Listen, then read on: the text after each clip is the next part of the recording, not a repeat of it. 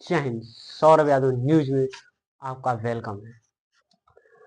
पाकिस्तान बिजली से तो जूझ रहा है। बीते कई वर्षों से पाकिस्तान बिजली से जूझ रहा है, जो कि बहुत पाकिस्तान में पहले पहले से ही भूखमरी है। और जो कि भारत ने जो फैसला लिया है भारत ने जो फैसला लिया है कि भारत ने जो फैसला लिया है सिंधु नदी का पानी रोकने के लिए, इससे क्या होगा कि अगर भारत सरकार ने सिंधु नदी का पानी रोक दिया तो वहाँ खेती नहीं होगी।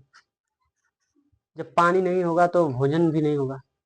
जब पानी नहीं होगा तो खेत में कुछ उपजाऊ नहीं होगा, और वहाँ निवेशक नहीं रहेंगे, वहाँ कोई फैक्ट्री नहीं लगेगी।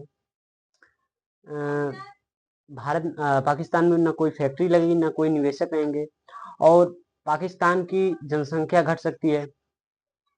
आने वाले समय में पाकिस्तान से सभी लोग भाग के कई दूसरे देश में जा सकते हैं, विदेश में जा सकते हैं। ऐसे क्या होगा कि पाकिस्तान की स्थिति, और निवेशक वहां नहीं रहेंगे तो वहां की जो जब वहां पर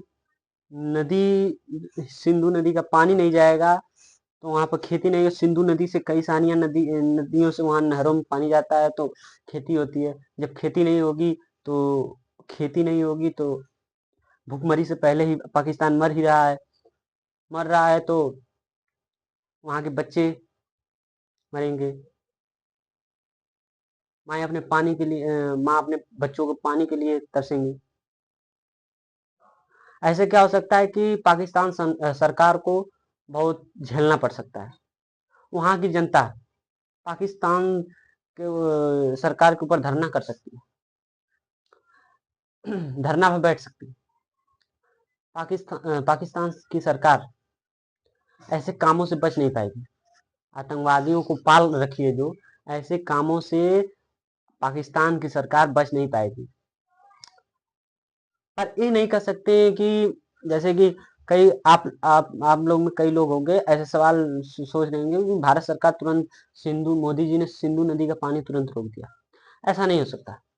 ऐसा क्यों नहीं हो सकता? इसलिए कि भारत सिंधु नदी और कई सारी नदियां हैं जो इनको रोकने के लिए इस समय भारत के पास तुरंत तत्काल में कोई बड़ा बांध नहीं है। अगर भारत इस समय पानी रोक लेता तो भी कोई पाकिस्तान में दिक्कत नहीं हो सकती, क्योंकि पाकिस्तान के पास इस समय बहुत बड़ा है बात जो 1 से 1.5-2 महीने तक उनका उपजाऊ मतलब खेती बाड़ी कर सकते हैं। हाँ, ये जरूर है कि भारत अगर ऐसा कदम उठाया है तो विश्व बैंक कई सारे नीतियों में पाकिस्तान अड़चन डाल सकता है। तो भारत जब कदम उठाया है तो मोदी जी ने कुछ कदम उठाया है तो सोच समझ कर ही उठाया होगा। और एक बात है कि अगर बर्फ और ग्लेशियर पिघलता है तो पाकिस्तान को फायदा हो सकता है। अगर ग्लेशियर पिघलेगा तो नदियों में पानी जाएगा, और जब नदियों में पानी जाएगा तो पाकिस्तान में खेती हो सकती है। पर कुछ ही दिन तक पाकिस्तान में खेती हो सकती है। जब ग्लेशियर पिघलेगा, कई सारी छोटी छोटी नदियां हैं उसमें पानी जाएगा, तो इससे क्या हो सकता है कि पाकिस्तान कुछ दिनों तक खेती कर सकता है। अगर सिंधु नदी का पानी भारत सरकार रोक देती है, न खेती होगी, न लाइट की थोड़ी प्रॉब्लम है। अगर डैम नहीं चलेगा, पानी से जो कि डैम चलता है वो नहीं चलेगा तो लाइट नहीं होगी।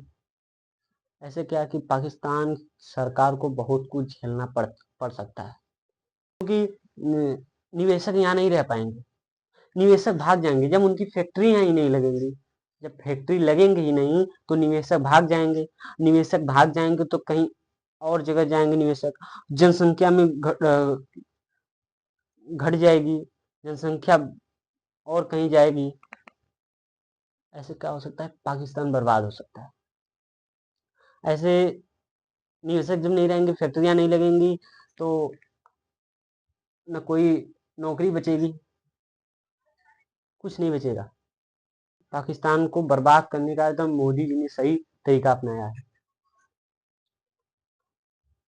हम तो भारत सरकार से ये अनुरोध करते हैं, जल्द से जल्द सिंधु नदी का पानी रोक दिया जाए। हमारे जो 28 से 30 लोग बेचारे मारे गए हैं हिंदू, जिसके हाथ में कलावा, जब फैक्ट्री नहीं लगेगी, जब बिजली नहीं रहेगी, जब खेती नहीं होगी, भोजन नहीं रहेगा, तो पाकिस्तान ऐसे ही बर्बाद हो जाएगा। उन लोग को सर्जिकल स्ट्राइक करने की कोई जरूरत नहीं। सर्जिकल स्ट्राइक से बड़ा है water strike, water Sindhu strike. अगर मोदी जी ने वाटर स्ट्राइक कर दिया, बाघा बॉर्डर बंद कर दिया, तो पाकिस्तान ऐसे ही भूखमरी से मारा जाएगा। यही नहीं, यही नहीं, वहां के प्रधानमंत्री को भी ये झेलना पड़ सकता है। वहां की जनता प्रधानमंत्री के ऊपर भी हमले कर सकती है पाकिस्तान में।